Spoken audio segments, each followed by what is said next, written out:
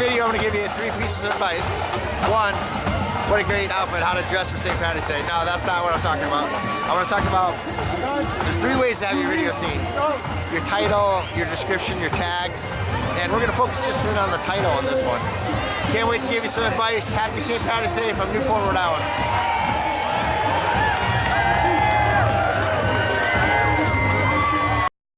This is Mike Byrnes, and I want to thank you for sitting through another video from Byrnes Consulting. As I mentioned, we're going to cover YouTube tips on titles here. I'm going to cover some basics, going to cover some common sense things, going to cover some science that can go into picking the right title, and then we'll also cover some mistakes, common things to avoid when coming up with titles. So I wanted to show you kind of the basics starting off here. We're here at Byrnes Consulting's YouTube channel. Had just uploaded something after St. Patty's Day, and I hope you just enjoy my voice without the bagpipes on the rest of the video. But when I went here, I created this video and I purposely maxed it out. And if you can see here down, I have it highlighted.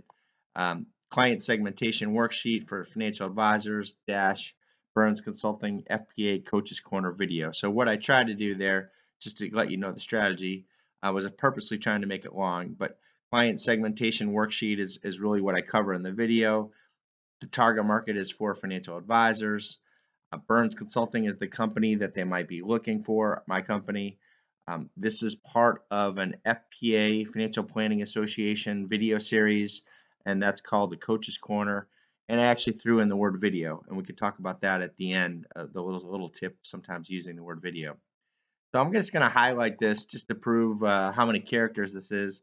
If we go over to Microsoft Word and drop that in, and I don't know if you know how to use this, but if you highlight it, down here it's telling you 13 words of 13 words. If you click on that, it'll give you a bunch of reporting. And what you're actually going to see is the characters actually almost hit the maximum of 100 when I did this. You know, YouTube has a maximum of 100 characters, and that includes the spaces. Sometimes that can make sense. Sometimes it cannot. But I think using the term Byrnes Consulting is good if you think that they're going to be searching the company or if they're going to be searching the association that we're partnering with. But the real important part of it is, you know, what's in it for me? Why are people searching for these things? But we'll go back to that in a little bit more in a minute. I want to focus in on the 100 characters. Sometimes people find these videos in searches, and so let's just go to Google for a second, and we'll go in. And I already played around with this just to speed up the video, and I typed in a whole bunch of things. Byrnes Consulting FPA video segmentation worksheet, just purposely so my video that I just showed you would come up.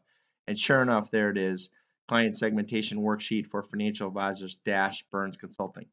Now, if you notice, we had 97 characters, and I believe some of these search engines are going to show 70 characters, some less, and maybe in some places it might be more. So the point of me showing you this is those words that you use up front are the most important and the most relevant. So what we see a lot of times from organizations is they put their company name first, and that could take up a lot of those key, you know, those really important characters that people are going to be finding in the search engines and such. So if you are going to put your name in the title, whether it's your personal name, you as a speaker, or an associate, and you want to get some attention for yourself, or you want to get attention for your company name, in our case Byrnes Consulting or something, unless the video is specific to that reason, I would put that. If it's not, I would put it at the end.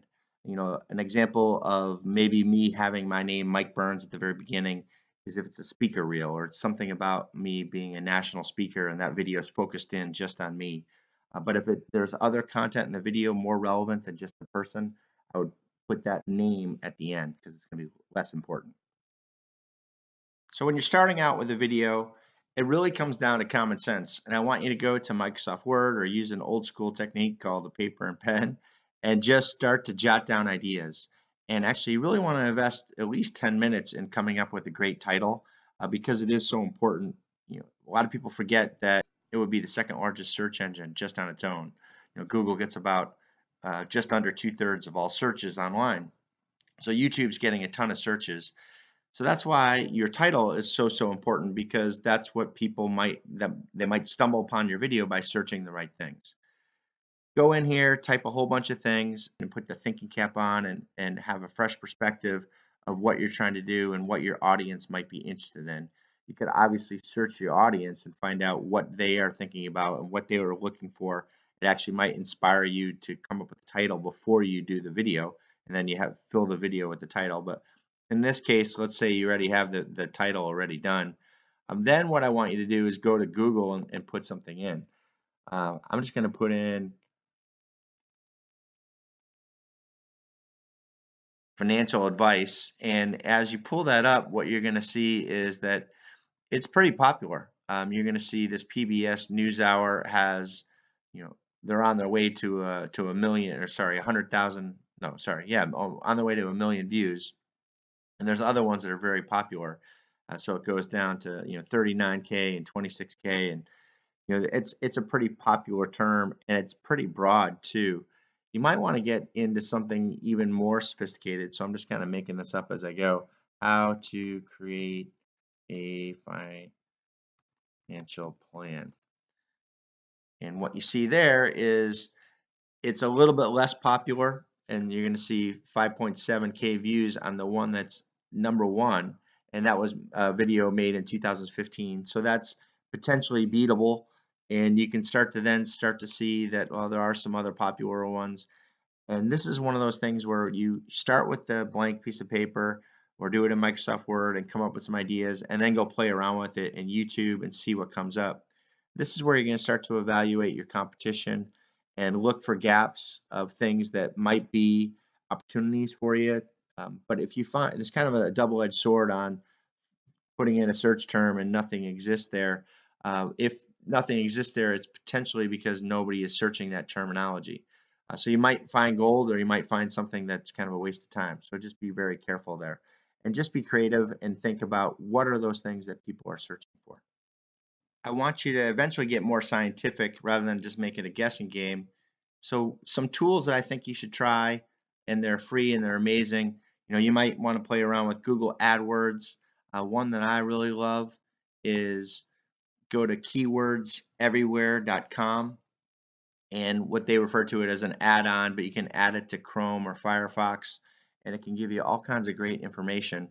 And it's not just going to be used on Google or Firefox. There's all different types of sites that can give you valuable information. In this case, we're using YouTube. And so what I want you to look at here, and we'll actually show you a live example in a second, but it's going to give you for free, it's an extension onto Google Chrome. That's what I'm using. And it's going to show you after every search the volume. So you're getting how many people are searching for certain things. Cost per click. So it's giving you kind of a price if you were going to do some advertising, and it gives you some information on competition. We're really just going to focus in on the volume piece, just so you know how popular some of these things that you're searching are. If you go look at, let's go in here. I'm just going to take a generic example and do toilet repair. And this is where I want to show you how you can get a little bit more scientific. What you're seeing here, the volume is pretty gigantic here, 5,400 per month. And interestingly enough, the number one video that shows up, and this is where I want you to see some of the science of this, but some of the artwork of this. What are people searching for under toilet repair? Well, look at these titles.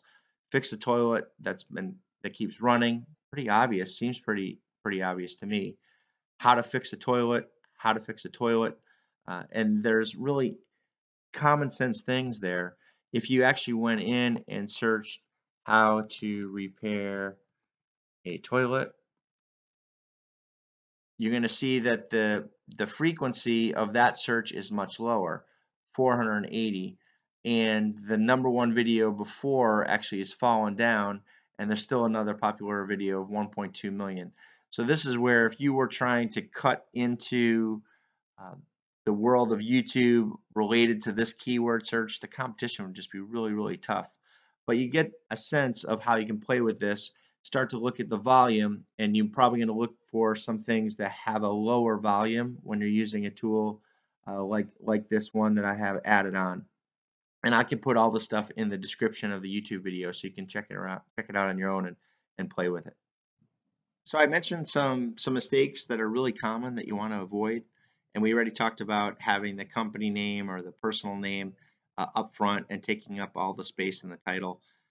That's one that's easy to fix.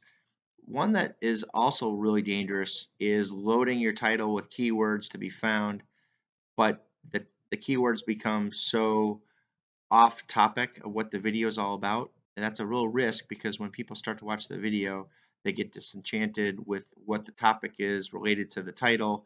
They get frustrated and they either jump out of your video, so YouTube doesn't reward you because you're not getting the minutes or the hours that you need to create channel authority.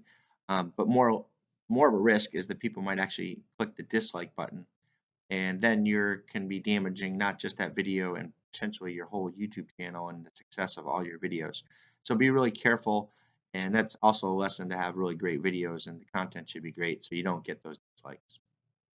Another mistake you want to be really careful about is just switching the titles from time to time just because you want to and you're interested.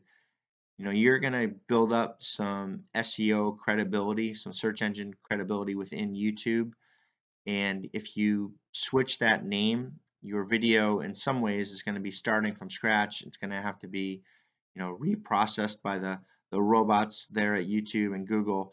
And so you might potentially take a big SEO hit if you change that midstream. If you do that, one baby step is just to add something to the title and not completely change it. But there are times where the title is just not working, it's not performing well, or it's not relevant, or you just need to change it for some reason. If you're going to have a video that has a long shelf life, it might be worth it to take the hit and in the short term for your SEO, but come up with a real great name that will actually drive the traffic to the video over the longer term. Another tip that you want to think about is actually, I mentioned it earlier, is just add the word video. There are a lot of searches that happen outside of YouTube, and someone might want the video, like we use the example of the toilet. So it might be how to repair a toilet video, and then it's more likely to come up because you match it. Another real simple little tip in the short term is to add the year. A lot of people like myself get frustrated when you go to YouTube and you search something and you get a result from 2012 and the video is just dated and it's not accurate anymore. So I've found a lot of times I'll just put in, especially if I'm looking for a stat or something kind of current, I'll put in the year. What Why that's good is that in the current year, if people are doing that type of search, you're going to have that much more likelihood of owning the search results. The bad news is, in January of the next year, you've now kind of dated your video. And so just be careful. Don't always use the date, but if you have something timely, it might make sense to drop that in. The biggest mistake that we see that our clients make is when they're actually going to upload videos and they go and choose the file and they have it set as public. They click select, and I just did one for fun here. And I uploaded a little short video of our dog here. And it takes a lot of time to do videos, and I understand that. But at some point, people just kind of say, I'm going to put this out there, and then I'm going to go back and fill in the description and the tags because it can take another 10 minutes, another half an hour to do that well. And they leave it set for public, and they hit publish. Uh, Here's the big problem is that the file name that they uploaded is terrible. And if you have subscribers, that video, and if they have the little bell checked, that video is going out to them and they're seeing it with the really crappy title and no description, no tags, etc. So you're already, putting your video at a disadvantage right out of the gates. So make sure you do spend the time to put in a proper title. If you don't have time, just go over here and click private and wait, hit done. It basically saves it for you. You can go back and do it the right way. And once you have it all set up with the right title, description, and tags, and maybe adding it to a playlist and other things, adding cards, etc., then you're going to want to go ahead and publish it. So a real big mistake to avoid is just put up a temporary title. You really want to get the best title right out of the gates. So those are some great tips for your titles, and there's probably more that goes into it, but I just want to cover some of the basics and some of the more advanced advice for you. play around with it. Let us know what you think, and please comment on the video below. But I really want to say, if we can help you at all, reach out to Byrnes Consulting. Just go to our website at byrnesconsulting.com, go to the Contact Us page, and send us a note. We'd love to hear what you think about the videos, what types of videos you'd like to hear from us in the future. And if there's anything we can do to help you, please let us know. And what bad jokes on St. Patty's Day were so bad we had to throw them at the end? Little St. Patty's Day joke for you. Why can't you ever get money from a leprechaun? Because they're always a little short.